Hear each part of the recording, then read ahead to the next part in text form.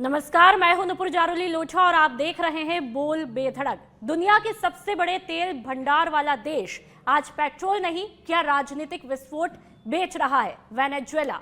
सवाल सिर्फ ये नहीं कि वहां सत्ता किसके हाथों में रहेगी, सवाल ये है कि क्या वेनेजुएला महाशक्तियों की अगली जंग का मैदान बन चुका है?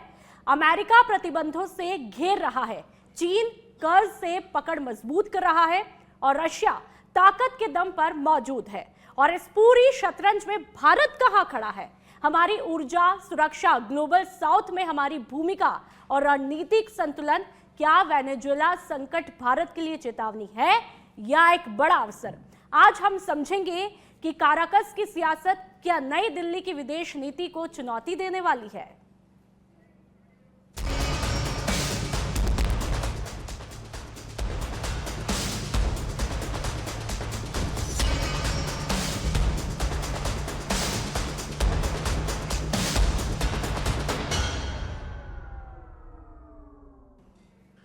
और चलिए चर्चा की शुरुआत करूं उससे पहले तमाम मेहमानों से आप लोगों का तारुफ मैं करवा देती हूं। हमारे साथ में संजीव श्रीवास्तव जी मुखातिब हो चुके हैं बतौर फॉरेन एक्सपर्ट के तौर पर, साथ ही कर्नल अनुपम जेटली जी हमारे साथ में बतौर डिफेंस एक्सपर्ट के तौर पर मुखातिब हुए हैं, और साथ ही तनुज दीक्षित जी हमारे साथ में विषय विशेषज्ञ के तौर पर मुखातिब हुए हैं।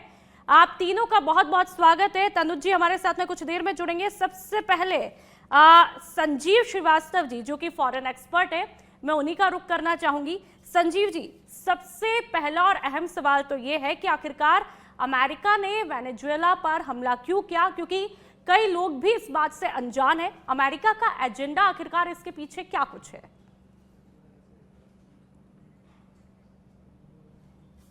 जी चलिए, हमारे साथ में तनुज जी क्या हमारे साथ में जुड़ चुके हैं?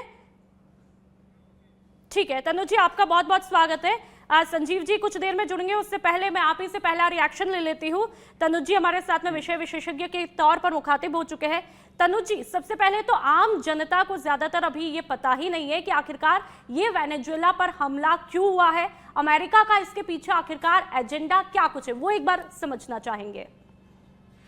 देखिए, विश्व स्तर पर, वैश्विक स्तर पर जो तेल का सबसे बड़ा भंडारण है, जो आज तक हम दुनिया ज्यादातर सऊदी अरेबिया को ही समझती है कि सबसे ज्यादा भंडारण वाला देश सऊदी अरेबिया हो सकता है, लेकिन ऐसा वास्तविकता में नहीं है।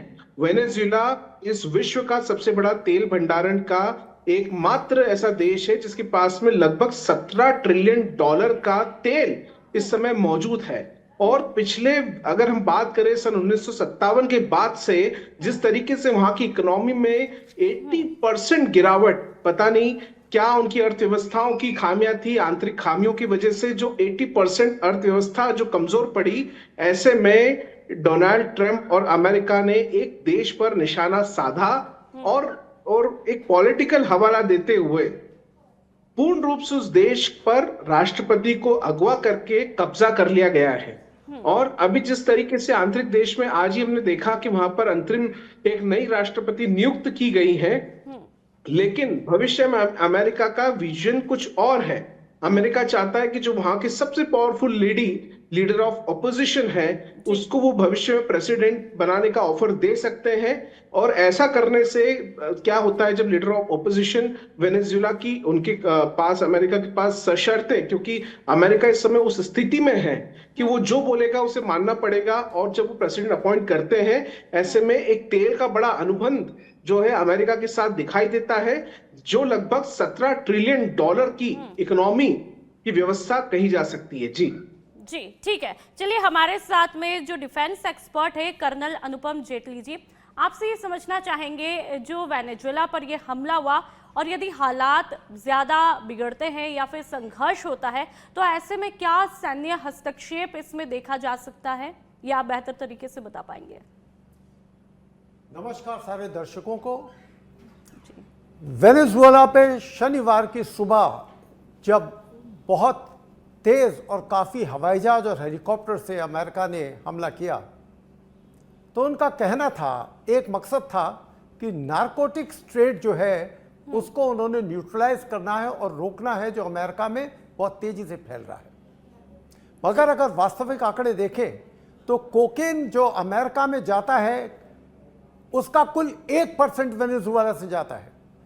और जैसे ही अटैक हुआ और वहाँ के जो प्रेसिडेंट हैं माडुरो निकोलस और उनकी पत्नी सिरिल फ्लोरेस को जब उन्होंने वहाँ से अरेस्ट किया और उसके बाद शिप के द्वारा उनको तुरंत ऑफशोर शिप जो खड़ा था अमेरिका ले गए, उसके बाद प्रेसिडेंट डोनाल्ड ट्रंप एक बयान देते हैं जी कि अब अमेरिकन पेट्रोल कंपनीज जो है वापस वेनेजुएला में जाएंगी, कंट्रोल करेंगी और हम दुनिया को इसका ट्रेड जो ऑयल है वो हासिल करवाएंगे। नारकोटिक्स की बात कोई नहीं की।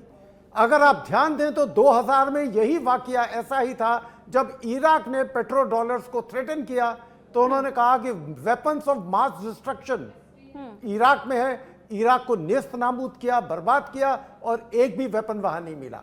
यही कहानी नार्को ट्रेड की है। असल में 1973 से जब से अमेरिका ने गोल्ड को डीलिंग किया और डॉलर को उन्होंने मान्यता दी, सऊदी अरेबिया से 1973 में उन्होंने जब एक इस्टेब्लिश किया एग्रीमेंट कि जितना पेट्रोल है वो डॉलरों में बेचा जाएगा, उसके बाद इनका डॉलर की मांग बढ़ी। हर देश में, विकसित देशों में भी और विकासशील देशों में भी क्रूड की डिमांड बढ़ी और लोगों को डॉलर खरीदने पड़े। अमेरिका का काम था बेधड़क डॉलर प्रिंट करना, मार्केट में हर एक को पेट्रोल और क्रूड ऑयल चाहिए, वो अमेरिकन डॉलर हासिल करते थे और डॉलर की कीमत बढ़ती चली गई। परंतु उसके बाद योम किपुर वॉर आई और इन्होंने जितने भी बाकी धीरे धीरे ओपेक कंट्रीज आए उन पे प्रतिबंध लगाया। 1975 में इन्होंने प्रतिबंध तब हटाया जब जितने भी ऑयल प्रोड्यूसिंग कंट्रीज थे ओपेक, उन्होंने कहा हम आपकी शर्त मानते हैं और पेट्रो डॉलर्स करते हैं जी। परंतु पिछले 2012 में ईरान ने मना कर दिया। वेनेजुएला जो है चाइना के साथ युआन में डॉलर का हिसाब करने लगा, रशिया से और रूबल में और चाइना से युआन में। उसके बाद इन्हें धमकी लगी कि सबसे बड़ा ऑयल रिजर्व इनके हाथ से निकलेगा, इनका पेट्रो डॉलर की कीमत नहीं रहेगी बाजार में और उसके साथ ही इनके डॉलर की विरासत गिरेगी और उसके अलावा इनका प्रभुत्व जो है कम होता जाएगा जी। इसको कायम रखने के लिए ये वजह थी कि इन्होंने वेनेजुएला पर हमला किया। ठीक है, चलिए तनुज जी मैं आपके पास में आऊंगी। आपने अनुपम जी को सुना है, कुल मिला के जो अनुपम जी ने कहा, लेकिन हमने देखा कि देश भर में या फिर अंतर्राष्ट्रीय लेवल पे तेल का खेल देखने को मिल रहा है और इसी के चलते अलग अलग देशों के बीच में जंग भी होती हुई दिखाई दी। चाहे हम हाल ही में देख लें रशिया यूक्रेन की बात कर ले तो भी उसमें ये एंगल देखने को मिलता है और अब वेनेजुएला को लेकर के तेल की जंग यहां पर देखने को मिल रही है। इसे कैसे समझा जाए? देखिए, सबसे बड़ी बात यह है कि ये देश केवल ऑयल डिपेंडेंसी पर ही रहा। ये इस देश में दूसरे सेक्टर्स पर कोई भी गवर्नेंस ने ढंग का काम नहीं किया है। खास करके 2017 के बाद में देश की जो कंडीशन है, इकोनॉमिकल पोजीशन है, वो बहुत ज्यादा बुरी तरीके से प्रभावित हुई। उस प्रभाव के चलते आंतरिक जो स्थितियां हैं इस देश की वो अच्छी नहीं थी। महंगाई सर पर थी, बेरोजगारी बहुत बढ़कर थी, हर चीज की जो एक समय था जब मियामी लोग शॉपिंग का एक गढ़ मानते थे, आज मियामी और जो इन देशों की हालत हो रही है वेनेजुएला की, वो एक अपने आप में बड़ी ही विचित्र स्थिति में है। ऐसे में अगर हम बात करें तो इकोनॉमिक सेक्टर केवल एक एस्पेक्ट से बूस्ट नहीं हो सकता, केवल तेल की डिपेंडेंसी, और अगर तेल पे है तो उसमें जो है नए हमारे एक्सपेरिमेंट्स करना, उनको और अच्छे तरीके से आयात निर्यात के तरीके, सरकार की जो पॉलिसीज होती है, बहुत कुछ मैटर करता है। इतना सब गवर्नमेंट कभी कर ही नहीं पाई। महंगाई, बेरोजगारी, दवाइयां, खाने का सामान, सब कुछ इतना हो जा रहा था। साथ ही साथ पॉलिटिकल क्राइसिस, इलेक्शन डिस्प्यूट्स, ऐसी कई सारी चीजें इन देश में थी जिससे कि ये इंटरनेशनल रूप से जो हालात हैं वो पूरी तरीके से वेनेजुएला के बहुत बदतर थे। इसका फायदा अमेरिका ने जिस स्तर पे लिया है वो हमने सबने देखा, लेकिन ये एक बहुत बड़ा इंडिकेशन है कि इसी साल जब नया साल लगा था, 1 जनवरी की हम बात करें, तो डोनाल्ड ट्रंप ने ये कहा था कि ही वांट्स वर्ल्ड पीस, और जो मतलब हम कहेंगे कि 1 तारीख को जो राष्ट्रपति पीस की बात करते हैं, 3 तारीख को वही देश उन्हीं राष्ट्रपति के संरक्षण में वेनेजुएला जैसे देश पे हमला करता है आधी रात को, और वहां के राष्ट्रपति को अगवा करता है सब पत्नी। ये बहुत बड़ा चर्चा का विषय है कि क्या दिखाने की चीज कुछ और है अमेरिका के लिए और करने के लिए अमेरिका कुछ और चाह रहा है। बहुत बड़ा प्रश्न है। बिल्कुल तनुज जी, जी ये डॉक्टर। बात बहुत ही आपने इंपॉर्टेंट कही। संजीव श्रीवास्तव जी हमारे साथ में जुड़ चुके हैं बतौर फॉरेन एक्सपर्ट के तौर पर। तनुज जी की ही बात का रिएक्शन लूंगी। अमेरिका की ये बात कहे या फिर डोनाल्ड ट्रंप की पर्सनैलिटी की बात करें तो ये कोई संजीव जी पहली दफा नहीं है। पहले भी उनकी पर्सनैलिटी और उनकी बातों में जो है हमेशा यू टर्न देखने को मिला है। और इस बार भी जो उन्होंने एक बयान दिया था कि भाई वेनेजुएला को कब्जे में ले लिया है अमेरिका ने, तो क्या इस बात में कितना दम है? क्योंकि ये बातें भी आ रही है कि फिर से उन्होंने एक बार यू टर्न ले लिया है, तो क्या इस बात में कितनी सच्चाई है? क्या वाकई में वेनेजुएला अमेरिका के कब्जे में है तो कितना बड़ा इंपैक्ट वैश्विक लेवल पे देखने को मिलेगा?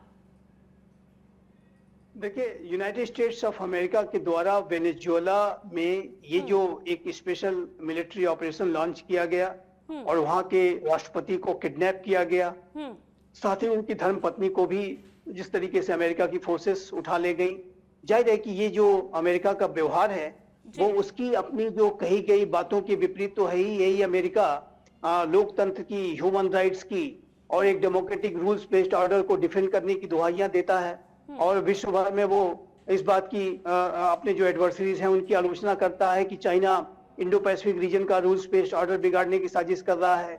रशिया के द्वारा जो यूक्रेन पर हमला किया गया वो भी एक रूल्स बेस्ड ऑर्डर का वायलेशन था, ये अमेरिका एक तरफ कहता है, और दूसरी तरफ आप स्वयं रूल्स बेस्ड ऑर्डर को वायलेट कर रहे हैं। किसी भी राष्ट्र की संप्रभुता, उसकी टेरिटोरियल इंटीग्रिटी को तार तार करते हुए वहां के राष्ट्रपति को ही उसके घर से उठा ले आ रहे हैं। तो ये जो अमेरिका का व्यवहार है वो कहीं से भी रिस्पॉन्सिबल नहीं कहा जा सकता।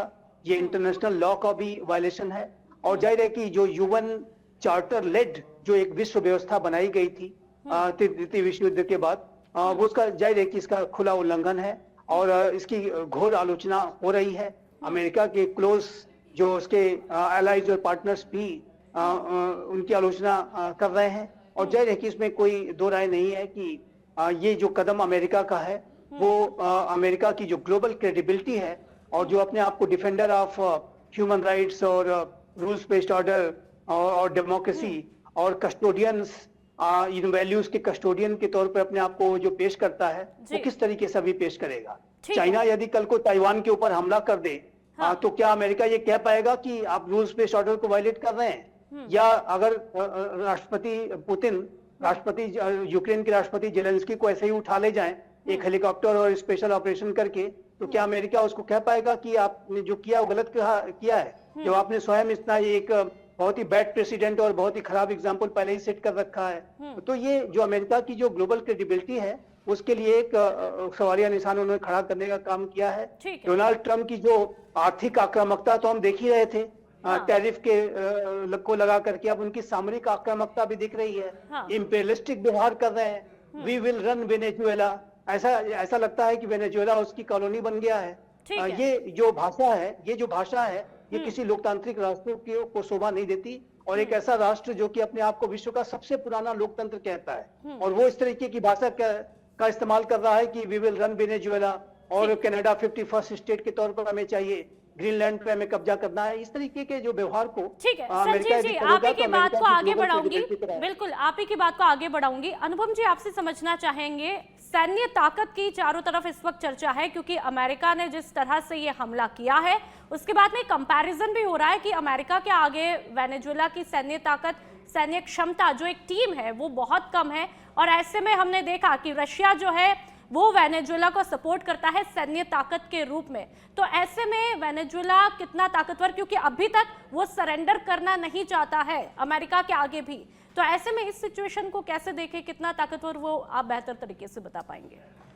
देखिए, जो अभी उनकी वाइस प्रेसिडेंट है जो वहाँ प्रेसिडेंट का काम देख रही है, कार्यवाहक है डॉल्सी रोड्रिग्स जी, उन्होंने अमेरिका को ब्लेम किया है और कहा हमारी संप्रभुता पर इन्होंने हमला किया है और ये हम बर्दाश्त नहीं करेंगे।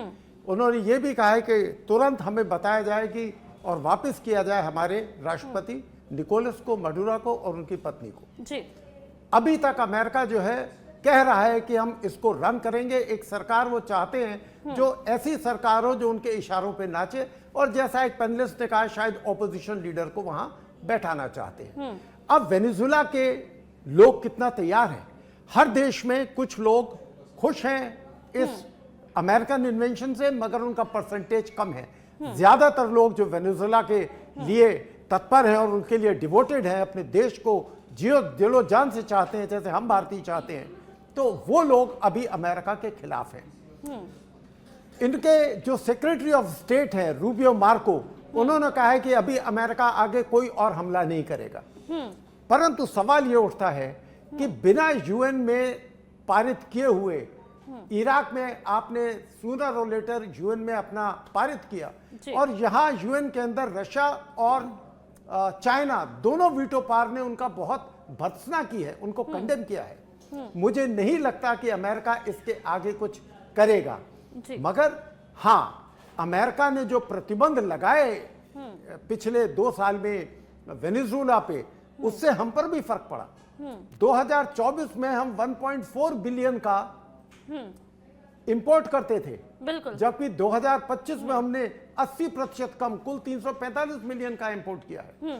तो हमको भी इससे फर्क पड़ा है, और भारत भी ये चाहेगा कि जल्दी से जल्दी वेनेजुएला अपनी नियति, अपना भविष्य खुद तय करे, और किसी भी अंतरराष्ट्रीय देश को यह हक नहीं है, चाहे कितनी भी बड़ी हो मिलिट्री पावर हो, कि किसी छोटे राष्ट्र पर हमला करे और उस पर कब्जा करे। बिल्कुल अनुपम जी, आप ही की बात को आगे बढ़ाऊंगी। तनुज जी, ठीक है, ये हमला हुआ, लेकिन ये समझना बेहद जरूरी हो जाता है इंडिया पर कितना बड़ा असर, क्योंकि कुछ लोग ये भी चर्चा करें, जो एक्सपर्ट है, कुछ एक्सपर्ट ये भी कह रहे हैं कि इंडिया के लिए ये अवसर है। अब ये आप बेहतर तरीके से बता पाएंगे, अवसर है या फिर चुनौती है? देखिए नुपुर जी, सबसे पहले कि इंडिया का जो नेचर है और हमारे यहाँ की जो पॉलिटिकल सिनेरियो है, हम कभी इस तरीके से भारत ने इतिहास में भी कभी आगे होकर के किसी देश पर हमला नहीं किया है, चाहे चाइना हो, पाकिस्तान हो, चाहे अन्य कोई भी देश हो। तो ये बहुत स्पष्ट है कि भारत की नीति और रणनीति दोनों में ये चीजें एग्जिस्ट नहीं करती है। कंपैरिजन अमेरिका की इस टेंडेंसी का हम खंडन करते हैं। हमको इस तरीके से भारत की नीतियां राजनीतिक नीतियां नहीं हो सकती, और ना हम कभी इससे बनेंगे, क्योंकि हमारे यहाँ संस्कार अलग है, हमारी सोच अलग है। हम इस तरीके का प्रेशर पॉलिटिक्स नहीं करते हैं। आप अगर अमेरिका की इस वेनेजुएला के साथ में देखेंगे तो विगत कुछ समय से अमेरिका ने एक ये प्लानिंग के वे में किया है। सबसे पहले इकोनॉमी सैंक्शंस लगाए, जिसके चलते डॉलर्स के ट्रांजैक्शन को ब्लॉक किया, और जो ऑयल का एक्सपोर्ट है उस पर पूरी तरीके से उन्होंने रोक लगा दी। वेनेजुएला का ऑयल एक्सपोर्ट रोकने से इंटरनल इकोनॉमी काफी वीक हो गई, पैसा कम, हम कहेंगे कि इकोनॉमिक उनका कम हुआ, इकोनॉमी वीक हुई, पैसा उनका कम हुआ। ऐसे करके अमेरिका ने फायदा लिया। दूसरे पॉइंट पर अगर हम समझे तो गवर्नमेंट को इंटरनेशनल लेवल पे आइसोलेट किया है अमेरिका ने। ऐसा नहीं, यूएसए ने कोई डे वन का नहीं, वर्ल्ड फोरम में अगर हम बात करें तो लेजिटिमेसी पर सवाल उठता है कि किस तरीके से उन्होंने वेनेजुएला के साथ में पॉलिसी को लेकर के क्या करा है। और सबसे बड़ी बात, ऑपोजिशन को पॉलिटिकल सपोर्ट दिया है। निश्चित रूप से अमेरिका का ये जो प्लान है कि केवल तेल भंडारण को लेकर के, क्योंकि देखिए अब तक अरब की जो वैल्यू है पूरे विश्व में वो तेल भंडारण को लेकर के है। आज भी हम बात करें तो जिस तरीके से सऊदी रियाल, जो कि दुनिया की सबसे पावरफुल करेंसी है और